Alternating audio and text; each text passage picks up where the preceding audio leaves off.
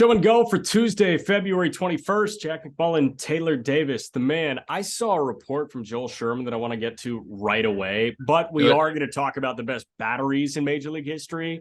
We've had a couple pitchers on. It's obvious that you've got this innate connection with pitchers as a catcher, and I can't wait to talk about those all-time tandems with you, especially now that the Yadi Waino tandem is in the rear view, the winningest tandem ever, the most often seen tandem ever.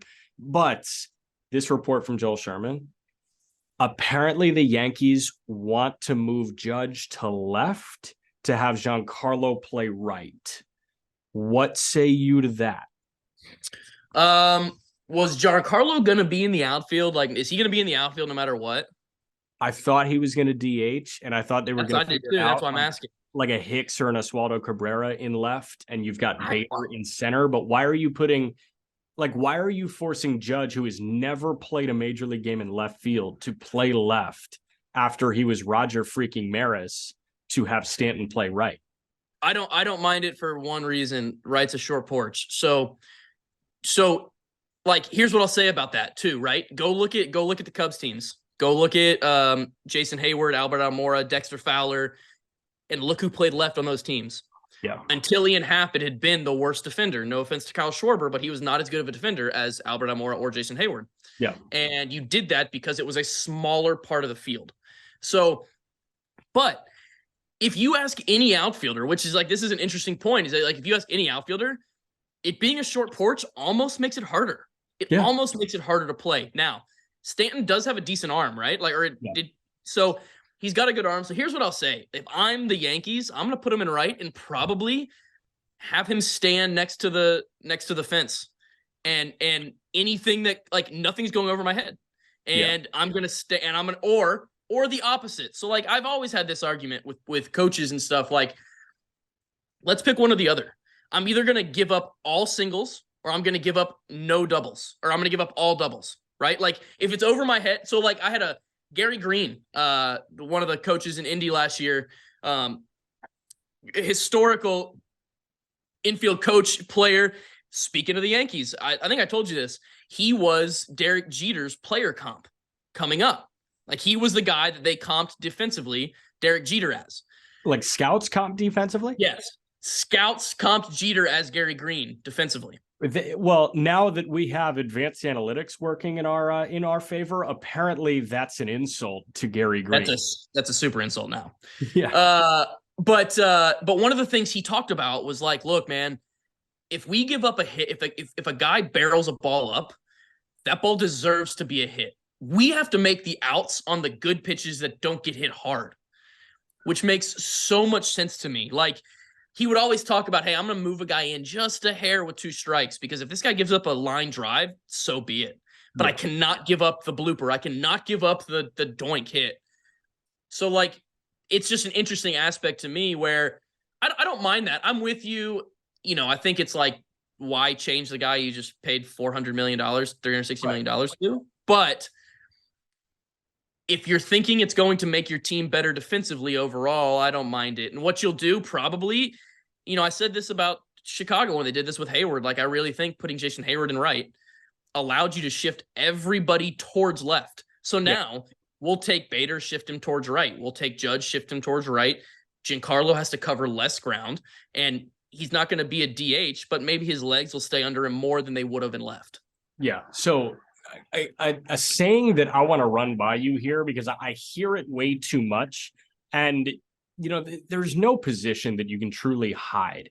But the saying, hide a guy in a corner, really kind of grinds my gears, because there's so much space for everybody to maneuver. And even if you do this and Stanton is covering less ground with the short porch and right, nobody hides in a major league game. Nobody hides in the outfield. So I guess when I say, oh, we can hide him in the corner, what does that mean to you? Somebody that understands that every position presents its own unique challenges. I just think it means that your premier defenders are up the middle. And I think that's always been the case, you know, with obvious outliers, Nolan Arenado, the couple years of Matt Chapman, some guys like that. But I think the reality is that your most athletic, your best defenders are almost always at short, second, and center, really short and center, right? But like now you got me thinking, like, now we need to get an outfielder on here, but we'll get an outfielder on here, and I guarantee you, they tell you that playing center field is easier than playing one of the corners. Because in center, you just run to the ball. Like, you got to cover more ground, you got to be more athletic, but you just go to the ball. You're playing in one of the corners, you've got to worry about multiple walls. And that doesn't make it easier. You can't, I totally agree with you. You can't hide a guy out there. But what I will say, I've had this argument a lot too, is that you're going to get less opportunities. So less opportunities equals less chances to make mistakes, which equals a greater ability for you to be in the field. Yes. So I am much more, I think outfielders always get really upset when people say stuff like that. They're like, oh yeah, let's just take the bad first baseman and put him in the outfield. We can just put him in the outfield. I don't think the answer is that he's going to be a good outfielder. I think the answer is he's going to hurt us less in right or left than he's going to hurt us at first. Yeah, and only if you are exceptionally bad. And I love this player. I love him as a hitter. I think if he can truly focus on hitting, and I think he will in 2023, can be one of the breakout stars in Major League Baseball. Andrew Vaughn, like, unless you are exceptionally terrible in a corner outfield position, you really don't feel it that much. But on a game-by-game basis, like, there were points where the White Sox felt Andrew Vaughn's inability to play a corner. I'm sure you saw it with Schwarber at the beginning of Schwarber's defensive career. I saw it a little bit with Eloy Jimenez in recent years as well. You take those guys that are just not good outfield defenders and put them in the outfield, that's when you feel it. But a guy like Stanton, who does have a really strong arm, who probably can get to many balls because he's a freak athlete, you probably won't feel it as much as like an Andrew Vaughn or an Eloy or a Schwarber at the beginning. And he's done it. Like, he did it in Miami for so long. And I've talked to a bunch of people that have worked with Giancarlo in the past and said that he's a very, very talented worker, and he's a very hard worker. So like, I look for him to, he's on a very good team. Nobody on that team is going to let him not work out there. Right. So I see that. The Andrew Vaughn thing, I love that you brought him up, because I actually really, I'm as big of a Jose Abreu fan as you're going to find, but I loved the fact the White Sox did that just to give him a chance. I thought that was a great opportunity. Put him at first. And honestly, it's one of those things to me where, like, if he doesn't succeed at first this year, I kind of wonder if you move him. I kind of think, like, if he has a similar offensive year and his defensive metrics are that bad, I wonder if you move him, because you have so many good bats that you're going to have Eloy that can DH. You're going to have guys that you can mix in here and there. Like, maybe we move Andrew. But yeah, I find that conversation really interesting. And the two guys, it was on a previous Just Baseball show that we talked about. We did like a mailbag episode, and somebody asked most improved.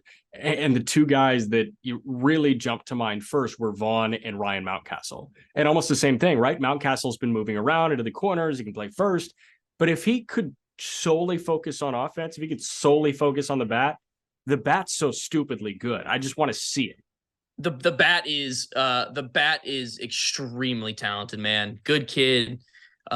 Really athletic hitter, not a super athletic kid, but the hands move really well. The body moves extremely well at the plate. And I agree with you. I kind of wish that they would have moved Mancini off of first earlier and just let Mancini DH the whole time. Right. Or let Mountcastle DH the whole time. He had no business being in the outfield. Yeah. And you're right. Like, he's one of those guys that, like, he's an outlier. There are outliers that are just, they're going to hurt you more in the outfield than they're going to gain you. And here's what I'll also say about that, though, is I think that even when looking at an Andrew Vaughn, I know his numbers were horrible, but, like, if he does those numbers and they're horrible, but he doesn't do them in situations where he loses you games, they probably won't do this. Same thing with Ryan Mountcastle. If he's in the outfield and they're not losing games because of this, he probably stays out there. It was bad, a hint of bad luck probably, but I'm with you. The only thing I'll give you about Mountcastle, I think he's a great hitter. Power's obviously there. Right. It scares me that the power went down so much when the fences moved back, and it just because he's going to play half his games there. Right. How much stock do you place in that? Like, obviously, as a right-handed bat, you're thinking go to the pull side. Like, that's 10 feet you got to cover here, and 10 feet is a lot. I wouldn't have put much stock in it if the numbers didn't show us otherwise. Yeah. You saw a guy in Cedric Mullins that went 30-30, and he turned in a season with significantly less power last year. So those are two guys that showed you, that this wall means something, but really Mountcastle. Cedric was a guy that I don't think anybody expected to go 30-30. Right. But Mountcastle, you did. And the fact that he dropped off that much, and it's not like, sometimes you say that, we've said that before on this show. I can't remember who it was, but about somebody playing in a new park. Oh, it was Matt Olson. We talked about Matt Olson and how he hit so many doubles in Atlanta, but that was him playing in a new park. And I do think that plays a role. Ryan Mountcastle wasn't playing in a new park. He just hit less homers. And so that scares me a little bit. Probably felt like a new ballpark, to be honest. I mean, it had to feel like there's certain balls you get and you're like, man, I got that ball. And then you look out and it's just caught. And a big league ball player, like a major league hitter and a major league power bat like that, if they truly feel like they got all of it, that's got to leave the ballpark. Like almost if you get it, you got to get it. Right. Yeah. Right. So that's brutal. I mean, we are a week in, I think. Pitchers and catchers reported with the middle of last week, right? And a lot of the players followed suit. I've started to see some live ABs. I've started to see some pitching prospects and some pitchers throwing to hitters and hitting prospects on Twitter.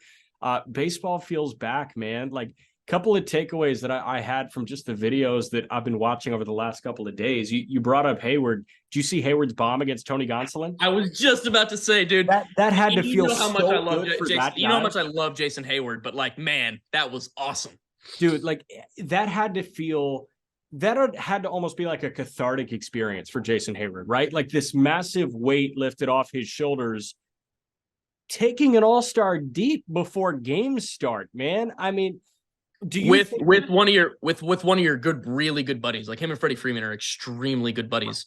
Right. And this is an interesting deal because no offense to Jason, but the Braves had to pick.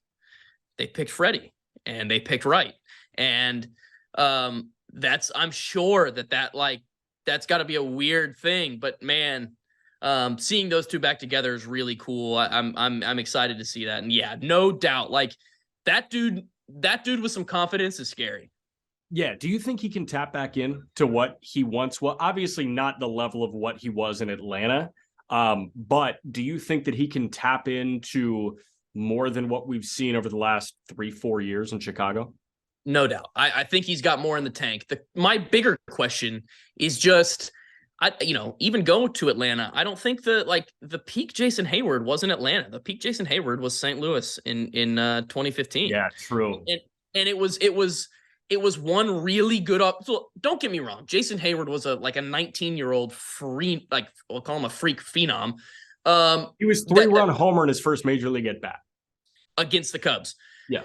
And he put together really, really quality years right away, which is incredibly difficult to do. And he was a super young free agent. So like those things put together, and he looks like a Greek god. So like all those things put together equal giant contract.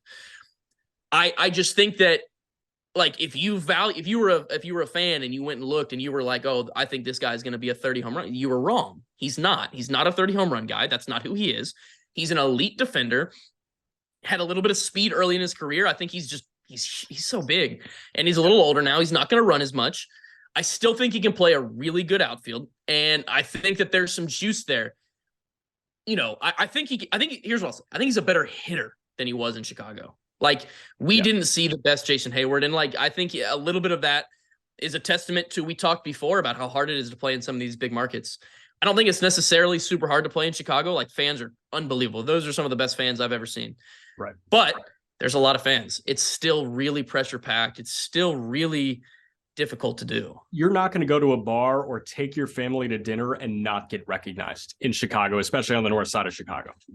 No doubt. So like that's going to be a lot. And there were so many negative things going around about him during that time that I'm sure it was difficult. I think he can tap in, and like if we're talking about what he did in Atlanta, like I said, yeah, I think that's absolutely there. Like I think no doubt you could see a guy like he could put up Cody Bellinger numbers, and he's going to do it for 1/8 of the price. So, I think you could do that, and he's gonna be an unbelievable mentor for that clubhouse, along with Freddie Freeman, along with Mookie Betts. There's just so many good guys in that clubhouse that can help that team win, and the Dodgers tend to do it right, man. They tend to go get the right people. So I'll be interested, but I think he's got a decent shot at making that team. Yeah, I totally think so. I think he's going to be on that opening day roster if push comes to shove right now, especially Miguel Vargas just went down with a hairline fracture, apparently. And while Vargas is like an infield type guy, Vargas is a utility guy, and that's another spot for a hitter that opens up. Jason Hayward may be the guy there. One more question on Hayward, then one more thing from spring training I want to hit on, and then we can get to the batteries. What's Jason Hayward, the guy, like? Because you were obviously org mates with him. I mean, he is as nice and as he's an outgoing guy, but he's as nice as you could possibly get, man. He treated me like I don't want to say he treated me like a veteran from day one, but he didn't treat me like a rookie. He didn't treat me like somebody you didn't know. He treated me like a person. And I think that's all you can ask. You know, you go to a clubhouse, you don't want to be treated any different. You just want to be treated like a person. And the people that do that tend to stick out a little bit. You know, the guy that I always point to as one of my favorite teammates of all time is now the first base coach with the Miami Marlins, and John Jay. And he was a guy that when I first got to the big leagues treated me the exact same as he treated John Lester, the exact same as he treated Chris Bryant. And because of that, I will forever remember that. And I will forever be grateful for that. Jason Hayward's the same way. You know, I think, and you know, you see these guys and their contracts and what they do, and you don't expect that. You expect them to be these celebrities. You're right. You almost expect them to be an asshole because they're $200 million players. And it's beautiful when they're not. And so many of these guys aren't. That's the thing that I think a lot of people don't really understand. And I personally didn't understand until I got into college athletics. I noticed it college basketball, men's college basketball. Being at Syracuse for 4 years, the best players at Syracuse were always the nicest ones. And then it was the middling guys that were really hard to deal with. Almost same thing in professional baseball, right? Like the can't miss prospects are usually really nice guys. And it's the ones that may be having an identity issue that are a bit more abrasive and like harder to crack into. So I love hearing that when a guy like a big money guy that has made it, has secured that generational wealth, is just a good dude. And he was a guy that, you know, and this is what I was about to say too, is that I think a lot of times they're, you know, if they're not great guys, sometimes you'll see that as somebody who never got told no as a child. Yeah. And had it all given to him growing up. Now, I don't know Jason Hayward's I don't know his childhood story, but I'll tell you that guy probably looked better than everybody else in his team from the time that he was 10 years old, right? So like he has probably had a lot of stuff right. Well, we know since he got into pro ball how much was riding on him, but coming up, how much has been riding on him and how much people have been telling him how good he is. So like for you to still be that humble and have that humility is great. I want to bring up an at-bat. Did you see the at-bat of Lindor and Edwin Diaz? Oh, I didn't. Okay, bring that one up and then I've got another.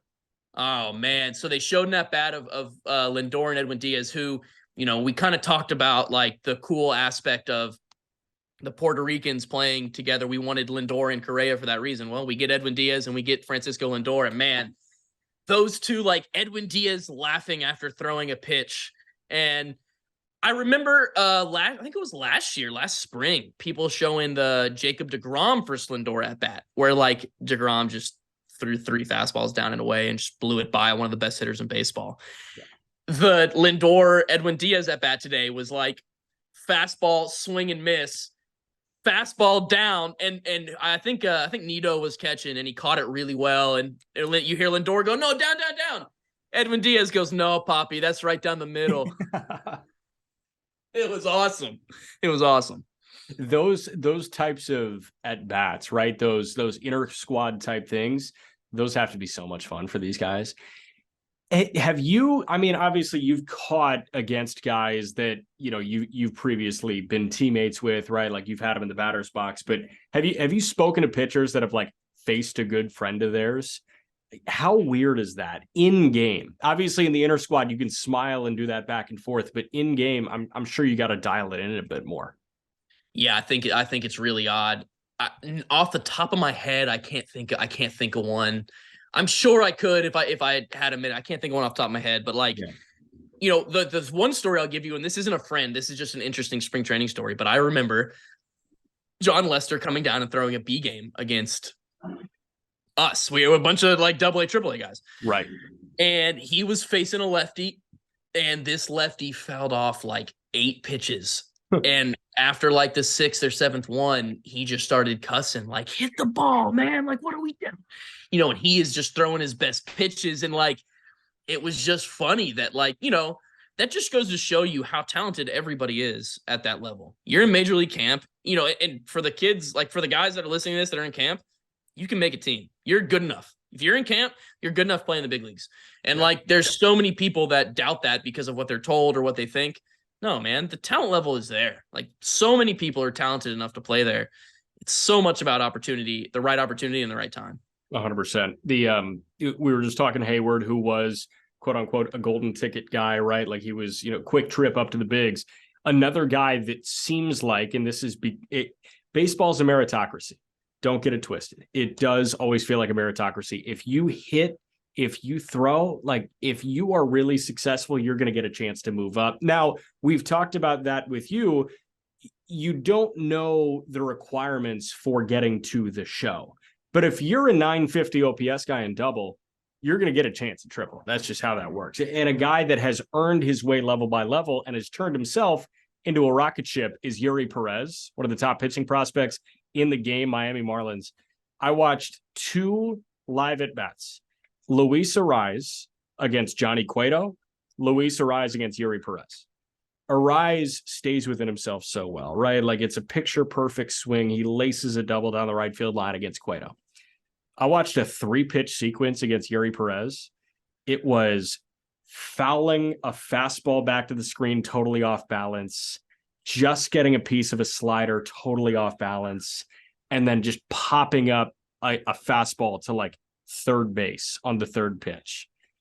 That guy having Luis Arraez on his heels when he hasn't even thrown a pitch in AAA is wild to me. The guy that won the batting title last year? Right. Like he's got the American League batting champ on his heels for 3 pitches and lunging at the 3rd one, just getting a piece and looping it to third base. I mean, you've seen Grayson Rodriguez. We've talked about Andrew Painter. We're talking about Yuri Perez now. These pitching wonderkins, like, are they more talented than they've ever been? I think there's more of them. I think that's the difference. I think you look back, you've always had your Mark Priors, right? You've always had that guy. Now there's 15 systems that have that guy. I mean, like, go to Cleveland and Daniel Espino, like he just got hurt today. That's why I'm bringing up this name. But like, there's another guy. He's going to be a massive arm for them. They've got another in Gavin Williams. Right. Like, there's so many of these guys that have like just these grades that are crazy. I actually saw a video of Sandy and Yuri throwing a bullpen, and I didn't know which one was which from dude, that dude is a monster. But yeah, I mean, I don't know that they're more talented. So here's what I'll tell you. I remember in 2011, I read this stat and it blew my mind. And now I'm sure the stat is way higher.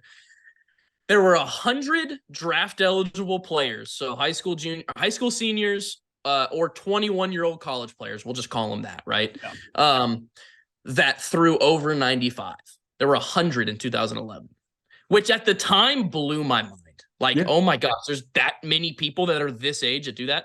I am sure now that number is through the roof. Yeah. Like, it's got to be 3 times, 4 times. Oh, yeah. I mean, there's guys, in D3 that are throwing 95 now, like, and there have always been Carter Capps. Carter Capps was a guy that was a D3 guy. He was the one that would jump forward, right? The cheater. Yeah. Cheating? Okay. Yeah. Like jumping forward. It was you know what? That was it. Okay.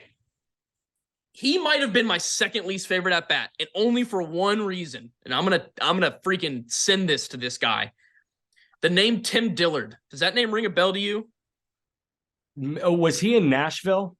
He was in that. He was a Brewers guy, a historic Brewers guy. He was a Brewers guy for I'm not sure, like 15 years maybe. He spent a lot of years in Nashville, right? Like, yes, I think he's a Nashville legend. So he spent a lot of years with the Brewers, and then the Brewers moved to Nashville, and then the Brewers left Nashville, and Texas went to Nashville, and or maybe Texas went first, whatever. He lives in Nashville. So we got a job with that team, had a really good year. Anyway, he's hilarious on social media. He was the Brewers brought him on in September one year to do some of their like commentating and stuff. Like he was part of their social media team. And I faced that guy for the first time in 2014, and I faced him for the last time in 2019. I never got a hit off of that guy in 6 years or 5 years. Not one time did I get a hit off that guy. Now, he's never been the best pitcher in the league. Like, he's a sidewinder, and it's just doesn't throw that hard. But I just say he's me and one other guy. His name's John Andrioli. He's probably going to hate me for saying this. But me and John, up until 2019, me and John had never got hits off of this guy. Like 2018, I think it was, or 2017, John, John was on deck, and Dillard was not pitching. Dillard was in the bullpen. Rick Sweet, who's an unbelievable manager, actually the 5th winningest head coach of all time in the minor leagues, got Dillard up just to scare John. The inning ended, and they sat Dillard down, and they didn't bring him back up, and John hit. Dude, hilarious. Because he knew that he owned me and him. But anyway, Carter Capps, one of the worst at-bats of all time because of the freaking jump throw nonsense. That's hilarious. What did Tim Dillard do that like screwed you up so bad? Or was it just a bad luck thing? I mean, he threw from the side, which I didn't love, but yeah, I think it was just like I'm sure after year 3, it was just like, yeah, I got no shot. Right. It's just a confidence thing. It's like, I'm screwed. I went 6 years. I went 6 years without getting hit off this guy. How many bats do you think you ran through? Like 30? Yeah, 20 or 30. Dude. He was a reliever for the most part, starter at the end. So like, yeah, I mean, because I'll tell you, Sweet knew it. He pitched every time my part of the lineup come in was when he was coming in the game. I guarantee you. That's a long time student of the game, Rick Sweet. If he's game planning that, excellent. All right, I want to talk batteries now. Yeah, let's do it. Pitchers and catchers. Yeah, you not AA, AAA. Yeah, pitchers and catchers, batteries. You texted me over the weekend and said, I want to talk about top 5 batteries. And right before we hit record, you brought up a good point. It's like, we'll see Lefty Grove and his catcher on here, and they're, up there with WAR. There are also certain things like, hey, we could be talking about, the best battery in baseball right now, like Real Muto and Wheeler, but they've only been together for like 3 years. Yep. So there's no point in doing that. So I think, were you inspired by Waino and Yadi, and this being the end of the Waino and Yadi run? I mean, I was inspired by pitchers and catchers, but yes, I think that without question, I don't think yes. So to answer you didn't have a question, but like your first statement, I don't think there's one in baseball right now. I don't think there's even really a top 10. I wouldn't put anybody in baseball right now as a top 10. I do think Yadi and Waino, and maybe how we should do this is like, you bring up one, we'll talk about where they should go. And then I'll bring up one and we talk about where they should go. But like, I do think that we can start with Wainwright and Yadi. Like, I think they're a top 5. I don't know if they're number 1. And here's where I'd love to hear your input and where you're looking at this, because I want to tell you how I'm looking at this. I think historically there's been more, I don't know how to say this. There's been more talented pitchers than there have been catchers. So I feel like the difficult part is like, let's go. I was looking at it like, okay, I'm going to find the best catcher and see if he caught a really good pitcher. Yeah. And I think that's how I looked at this. And I wondered if you did the same thing. Pretty much. Yeah. Like, I need some pedigree catching wise. And, one that jumps out to me, especially after he just passed a couple of days ago, Tim McCarver caught Steve Carlton for 6 or 7 years. So, we can talk about that. I think Yadi and Waino are solidly number 2. And obviously they're the most tenured. They're the winningest. But the one that jumps out to me, just because of the stories I've heard about both these guys, Yogi Berra and Whitey Ford, is number 1 for me on narrative alone, because they won all the freaking time. Yeah, I mean, I don't think you can go wrong there. I mean, those teams in those cities, I don't. Now, let me throw this one out there. They didn't get to play together a ton. So, like, it's different than Yadi and Wainwright. But one that I want to throw out there is Nolan and Pudge. Yeah. Nolan Ryan threw to Ivan Rodriguez, and I consider Ivan Rodriguez to be one of the greatest of all time. I don't know where I lie with Nolan, but I'll tell you this. He's one of the greatest strikeout pitchers of all time. And he's a historical pitcher for our game. Whether you want to look at him and say, well, he was overrated, yada, yada, yada. Look, man, that dude was extremely dominant when it came to striking you out. And he was terrifying. You ask guys that played in that era, and like, he was the scariest guy in the history of the world to face. So that's a guy for me that I'd throw out there, probably more of the names than the war. But yeah, you can't go wrong with two of the greatest to ever do it at both positions in Whitey and Yogi. Yeah, 100%. I do like that Nolan Ryan, Ivan Rodriguez one. Do you know how many years they crossed over? That's the thing. Like, tenure was tough for me.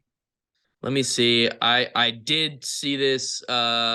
Tenure is going to be tough, which is why. Wait, now I've got two that are going to come up here in a second, and I'm sure at least one of them. Let's see. He threw 44 starts, so like not very much. Okay. But you know, I think Pudge, man, this like the story of Pudge like getting married on his AA field and then making his major league debut that day is pretty cool. Yeah, 100%. Another one, bit more recent that I want to throw out here. Jorge Posada and Mariano. Okay. And who? Mariano Rivera. Okay, so but is it what about Jorge Posada and Roger Clemens? That's the thing. So are we going to do and Jorge Posada, Andy Pettitte? Right. So Posada is a guy that just screams like battery mate, right? He screams like one of the best, you know, catcher for a pitcher tandem of all time. I don't know how to describe that. I guess defensive catcher, like Jorge Posada feels like a great defensive catcher, a great team leader. My thought about Rivera was they crossed over for so long. And Clemens, you can think of him as a Red Sox. You can think of him as an Astro. Andy Pettitte, I don't think has the narrative around him that Mariano Rivera does, especially after the PEDs. The thing about Mariano Rivera and Jorge Posada, that just felt like game over for so long in the ninth inning. So that's why I went with that tandem. That's fair. I mean, and I honestly, so the names that I saw when I was looking it up was Jorge and Andy Pettitte. I immediately said I'm off that. He wasn't the best starter that he caught. I'm going Roger Clemens. But now that you say Mariano, I mean, you don't want to put a reliever there, but like it's the greatest reliever of all time. And in my mind, it's the best pitch of all time. I don't think that we're going to see a singular pitch that is as good as that pitch. And like, I think that'll be a great episode for us at some point is like, let's put together the best pitcher, like using their stuff. Yeah, but like, yeah, but like, I think that I'm not sure you could make a better argument that there's a better pitch in the history of the game. The only one I'll give you, and this is like going back so long, but if you go read about Walter Johnson's fastball. Yeah. And how dominant that was, and the fact that he was doing it in an era where you only threw fastballs. But that almost makes it more impressive for Mariano that he's throwing basically only a cutter in an era where you're throwing 8 pitches. And you knew what was coming. There was no question. You were getting the cutter. It was going to, if you're a lefty, it was going to be in. If it was a righty, it was going to be away. And they couldn't hit it for 20 years. Yep. You know, it's hard for me not to say that it's got to be at least number 3. And that's a great one. I hadn't even thought about that. The only thing I'll give you there, though, is like Jorge was not a great defensive catcher, I don't believe. Really? Okay. If you go look at the numbers, I believe there was some stuff. I actually believe there was some stuff that would have told you that if they would have played Benji Molina more, statistically, they think they would have won more games. Huh. Interesting. Now, which is like an incredibly interesting thing to talk about because I think Jorge Posada is, if he's not, he should be a Hall of Famer, and I don't think he is. And he hit like 280 with 20 every year, 280 with 16 every year. Like, what else do you want with rings? Here's what I'll say. He was the perfect complement for that team. He was exactly what that team needed. Yeah. So Jorge Posada per 162 was a 273 hitter, 24 homers, 34 doubles, 94 driven in. Yeah. So he was an offensive guy, but like, and I don't know that you can even find defensive stuff from that long, can you? In terms of defensive WAR, he was a career 2.6 guy. So he was like an average defensive catcher. Yeah. Yeah. So like you did it with the bat. And he was a leader. He was a leader on that team. So like, you know, he was one of the better. I'll give you that without question. I think he's got to be up there. So if we're going those, I mean, and like you said though, like honestly, Jorge Posada could be freaking two of those to me. Like I really think that, that like, are we gonna put Jason Varitek and Tim Wakefield on this list? I don't think we can. Do we give? Here's a question: do we give Jason Varitek, Pedro Martinez a shot on this list? Yeah, I think we do. Because I think that peak Pedro Martinez is as good of a peak as anybody in the history of the game. Okay, real quick. Top 5 pitchers of all time. Once again, I'm an odd bird because I throw Walter Johnson in there. I think Walter Johnson's because he did that. I know it's people are gonna listen to it and be like, what? But if are we going like 1 year or like all? I'm going like all time. So my answer, Nolan Ryan's absolutely top 5. I know the counter argument. Oh, he, yes, most strikeouts of all time, but also most walks of all time, whatever. He threw for so long. He's the all-time strikeout king. 7 no-hitters, crazy. Randy Johnson, Roger Clemens, Pedro Martinez, Sandy Koufax round out my 5. Okay, I like Sandy. I would like to give you I think the question just becomes like, how far back do we like to take this? Because the reality is like, and my answer is not that far back. So like, I know, because do we look at Cy Young? I mean, nobody's ever going to have 500 wins. Like right. That's a joke. Like that's crazy. But nobody's going to get the opportunity to even sniff that because the game has changed. Now, we'll give you one guy that you didn't list that I think kind of gets forgotten every now and again, who had maybe one of the craziest years in the history of the game, including back then, is Bob Gibson, when he had was like 30. He had like 30 something complete games. Everybody's chasing Bob Gibson when it comes to that single season. I'll pull up that single season right now. Yeah, like, okay, but yeah, let's go. Like, I'm gonna give you peak Pedro. Like, Pedro Martinez is in my top 5. But Bob Gibson, 34 starts, 28 complete games, 13 complete game shutouts, 300 innings, a 1.12 ERA. Yeah, like he's in my top 5. He's in my top 5, if for no other reason than that year. Honestly, like I'll tell you this, I'm gonna look at this more like peak than I am durability, I guess, because I think Pedro deserves to be in there. I think Pedro, what he did for those, you could say longer than 3, but really what he did for those 3 years was absolutely crazy. I'm gonna put Bob Gibson in there. I think Randy is the scariest guy in the history of the game to face. Yes. I'm gonna put Mariano Rivera in there. Like he has to be one of the top 5 pitchers of all time. More people have walked on the moon than have scored on Mariano Rivera in the playoffs. Like, come on, he's a top 5 pitcher of all time. Yeah. Let me throw this name out there. Let me hear. What do you think? Like, this was the first guy that I heard the argument when talking about Hall of Fame about longevity and peak, and that was Johan Santana. Johan Santana's peak is just about as good as anybody's. Yep. That changeup. We talk about building an arsenal. I'm taking Johan Santana's changeup. So Santana, you're referring to this peak here when he was Cy Young winner, 3rd in Cy Young voting, Cy Young winner, 5th in Cy Young voting, 261, 287, 277. I mean, he was a strikeout king 3 years in a row. He was a FIP king. He was a WHIP king. He was a hits per 9 king 3 years in a row. He was a Ks per 9 king 3 years in a row. He was a 20-game winner, 19-game winner. Yeah, I mean, this peak is good. It's not Randy Johnson peak. It's not Pedro Martinez peak. It's not as long as Randy Johnson's peak, but I would argue that, and he didn't strike as many guys out as Randy Johnson. The other guy that I'll give you, like, I think we may have a guy pitching right now that's going to go down as a top 5 guy in all time. And I think Justin Verlander's got a chance to be a top 5 pitcher of all time. I do. I think the combination of durability, longevity, and just overall numbers is going to lead to that. Okay, so same thing. His teammate, like what we love about Verlander is he has been so good for so long, and there really hasn't been much of a separation there. I think 3 years ago, we're not talking about Max Scherzer in the same light that we're talking about Max Scherzer now. And Scherzer is not a top 5 pitcher of all time. I'll take Verlander over Scherzer, but Scherzer, I do think when he does hang it up, is going to be in that top 10 conversation, no? he had just a slower start. Like if you go look into the Detroit stuff, he was in the Arizona stuff. Yeah. He was a good pitcher in Detroit, but he wasn't great. The end of his tenure, he was really good. Verlander has been elite pretty much since day one, I believe. I could be wrong, but like he's been as good as anybody, obviously, as anybody in baseball last however long he's been in. But yeah, I'll give you Randy.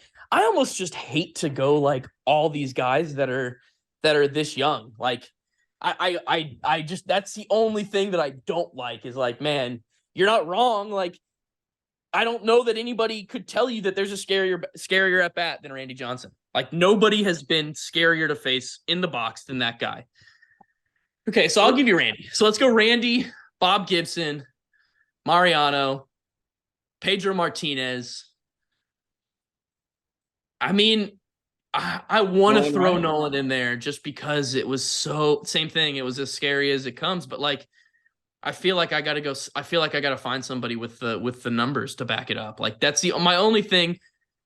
I think I don't even mind the walks as much as I mind he gave up runs. Like are you saying no to Clemens for the PED thing? No. So here's who was better, Clemens or Randy Johnson? I think Clemens. That's so like if that's the case, then I'm gonna go Clemens. I like Pedro over Randy because I take the peak. Like I said, I believe that the Pedro's peak was as good as anybody's. So I'm gonna take peak Pedro. I'm gonna take Clemens. Now I need one more. I don't know. I don't know who that one more is for me. Maybe it's Randy. Yeah. And I don't like this is in no specific order either. This is in no So Clemens, remember these numbers: 354 wins, a 3.12 ERA, 4,900 innings, 4,700 punchouts. Okay. Now let me pull up Randy Johnson. And I got one more after this too that I think we both forgot. Okay. And Verlander, I can tell you that he was good from the jump. He was a rookie of the year. But he's had some like weird dud years. He had a 4.8 ERA in 2008 across a full season. He had a 4.5 and was 15. And I don't. And after I told you that, I don't think he's the best pitcher pitching right now. Kershaw. I think Clayton Kershaw is. Yeah. And I think Clayton Kershaw's in my top 5. Wow. Okay. So Clemens 3.1 ERA.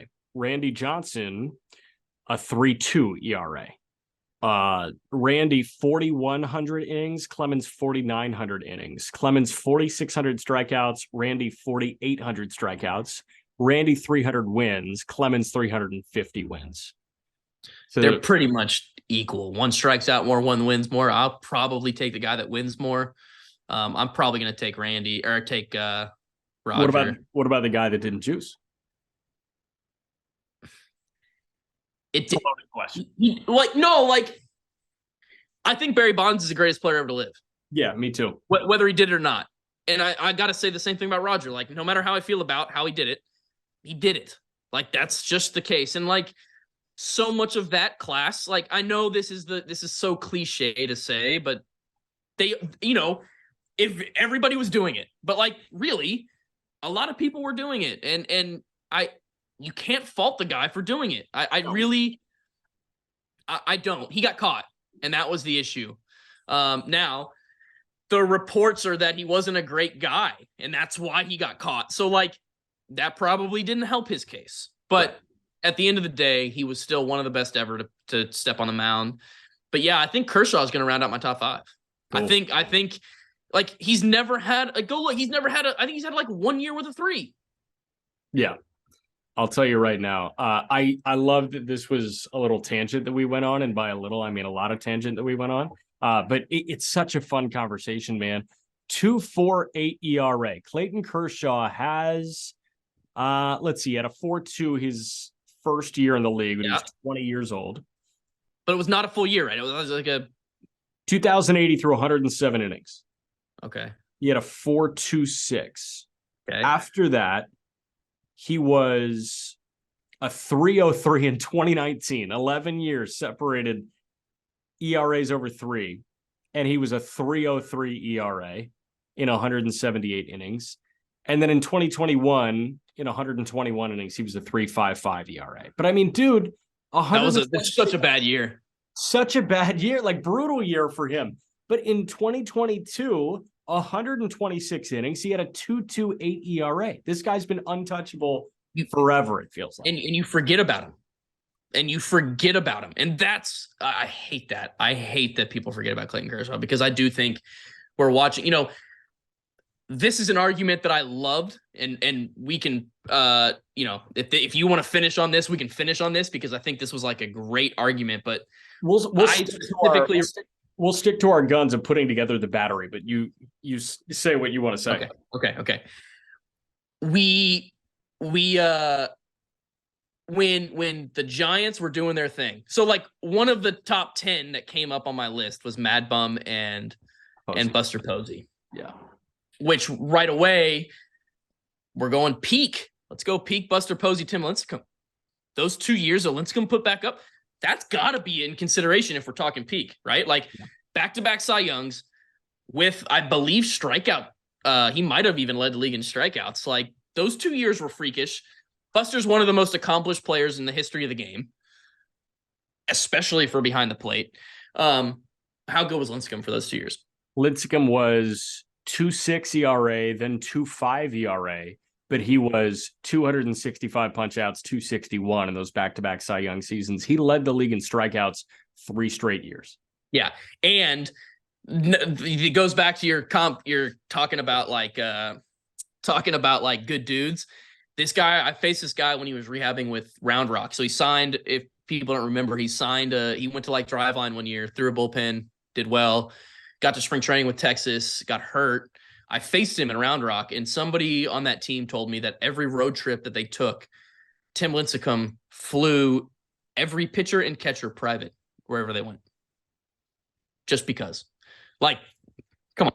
You're in my book. You're a top 5 guy in my book, dude. Like, that's you're a stud. Crazy. Yeah. But so here was the argument, and I hated it because Mad Bum, don't get me wrong, dude. And like Madison, hopefully you listen to this podcast, but like you were one of the best, you put together one of the best postseason resumes of all time. What you did the 1 year will never be done ever again as far as like the thought of fans, right? Like you are living in fandom heaven for the rest of your life. But I would still take Clayton Kershaw over you every single day. And that was such a big argument then, was Kershaw struggles in the playoffs. So do I take Madison Bumgarner over Clayton Kershaw if I'm going to pay a guy? And I just don't think it's close. And I don't think it was close. Like Madison Bumgarner was a good pitcher also. Like if you go look at his regular season numbers, the regular season numbers were good. They were above average. He was a very good pitcher. Clayton Kershaw is one of the best ever. Right. Nobody's touched that. Yeah, he has like a 4 in the postseason. Who cares? You got to get there to pitch in the postseason. Right. You grab a Lester for the postseason, but like you also grab him because he was a mid-2 ERA guy. At worst, he was a mid-3 ERA guy. Like you don't grab Randy Arozarena is not getting a $100 million deal if he hits the open market right now. Randy Arozarena absolutely rakes in the postseason. But you know what? You have to get there. You make a perfect point. And I do want to talk about clutch with you at some point in the next couple of pods. David Freese. What? Yeah. David Freese. Freese, that type Another of guy. And that's a great example of a guy that did it in the postseason and he got paid, but not your $100 million deal. He got rewarded for it, but not, We just talked about this with Jeremy Pena on another show. And Pena, I think people are immediately viewing him as a top 10, top 8 shortstop in the game when he's not. He had a 715 OPS his rookie year, but he was the ALCS MVP. He was the World Series MVP. I make the David Freese comp to a guy that like balls out in the NCAA tournament and becomes a lottery pick. Yeah. Like a Malachi Richardson for Syracuse in 2016. Like that was a late second round to lottery. Mitch McGarry was at Michigan. He did the same exact thing. Like everybody's got an example of that guy that balls out for a long time for like a 5-game stretch in the NCAA tournament. All of a sudden, people think he's a legit NBA prospect. He's not. It's a reason that I like that they give away the Heisman before the college playoffs. Like, you shouldn't include what they do because, like, don't get me wrong, and we've been around a lot of really talented athletes and we've been around a lot of big moments, and like the guys that can do things in those big moments, it takes something else. It's a totally different level without question, no doubt. Yeah, but it's not the same as doing it for 162. 100%. All right, let's close the pod. Yeah, let's do it. 5 batteries. So we've got Whitey Ford and Yogi Berra. We've got Adam Wainwright and Yadier Molina. We want to go with Mariano Rivera and Jorge Posada on there. I think you have to. Yeah, I think if here's what I'll say. Are we in agreement that Mariano? Well, you didn't put him, so it's like, do you think Mariano's a top 5 pitcher? I think he's on the outside of the top 5 looking in, but I think he's certainly in the 6 to 10 conversation for sure. If you think he's that close, then I think you have to put him there, because if he's one of the greatest pitchers of all time, he won championships, and we know that Jorge did what Jorge did. He's got it. He was the best pitcher that Jorge Posada caught. Yes. Yeah, that's how I view it. Like, okay. Clemens probably the best pitcher talent-wise and accumulation-wise, but Rivera was a unanimous Hall of Famer as a relief pitcher. Yeah, I can't beat it. Can't really beat it. So I do like Mariano and Jorge Posada. So those are 3. Other 2, ones that jumped out to me, Doc Gooden and Gary Carter. Gary Carter, one of the best catchers of all time, and Doc Gooden at his peak was unbelievable. And then the other, I looked at Hall of Fame catcher Carlton Fisk, best pitcher that he caught for a long time, Louis Tiant. Greatest windup ever. Yes, ever. I mean, everybody. But like, then going back, do we have to throw Varitek Pedro in that conversation? I think we do. And let me tell you this, one of my favorite fun facts, and you can start to. I'll just tell you the answer. I won't ask you what it is because we're talking about him. But Jason Varitek, the only player in the history of the game. I know it. Do you know it? I know it. Little League World Series, College World Series, Baseball Classic, and Olympics, and something else. I only thought it was Little League, College World Series, but World Baseball Classic and Olympic Gold is really cool. Yeah, he's the only guy ever, and he will be forever because there's no more Olympic baseball. He's the only guy ever to go. Yeah, Little League World Series. I thought there were 6.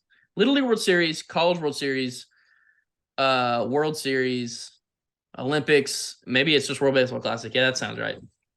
So 5, dude. Talk about a winner. I do like Pedro and Varitek in this. I'm quick to eliminate Louis Tiant and Carlton Fisk. Is that our 5? Doc Gooden and Gary Carter. You agree there? Well, hold on. Yeah, unless Kershaw and Misty May Trainer's husband. Huh? Kershaw and Misty May Trainer's husband. Matt Trainer. Matt Trainer. I mean, honestly, like, I think there's a chance in 10 years we say Kershaw and Will Smith. Maybe I really think Will Smith is really good. He's really, really good. But yeah, right now, no. And you can't say Kershaw and Russell Martin. Nope. Could you say Randy and anybody? I don't think you could say Randy Johnson and anybody. Like, I don't think he threw to anybody like that. Not in Arizona, not in Seattle, not in Montreal. Verlander didn't throw to anybody like that. He threw, you know what? Here's an interesting take. Verlander, Victor Martinez. Was Victor a DH for the most part? Not in Detroit. He caught in Detroit. 2011, Victor Martinez was a DH. I'll tell you. Let's see. He first got to Detroit in 2011. Oh, so he didn't catch. Let me go to his standard fielding numbers.